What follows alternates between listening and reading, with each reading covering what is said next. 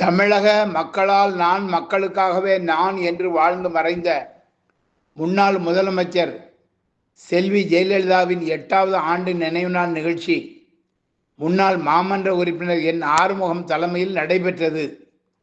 மேலப்பாளையம் மண்டல அலுவலகம் முன்பு அலங்கரித்து வைக்கப்பட்டிருந்த முன்னாள் முதல்வர் செல்வி ஜெயலலிதாவின் திருவுருவப் படத்திற்கு மலர் மாலை அணிவித்து மரியாதை செலுத்தப்பட்டது.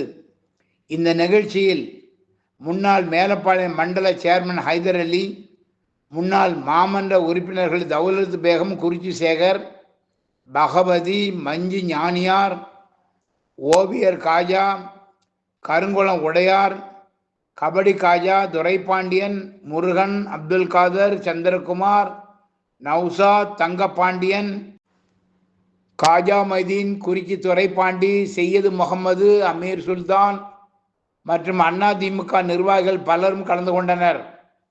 முன்னாள் கவுன்சிலர் ஆறுமுகம் கூறுகையில், வருகின்ற 2026 சட்டமன்ற தேர்தலில் அதிமுக மாபெரும் வெற்றி பெறும்.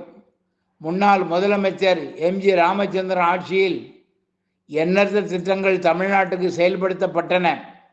அதனைத் தொடர்ந்து புரட்சித் தலைவர் அம்மா ஆட்சியில் ஏழை பெண்களுக்கு திருமண உதவி திட்டம் உள்ளிட்ட பல்வேறு திட்டங்கள் நிறைவேற்றப்பட்டன.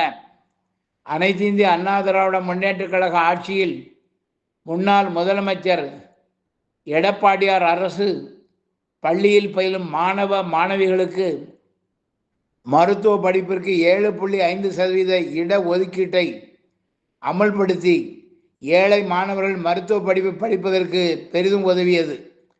இவ்வாறு கூறினார்.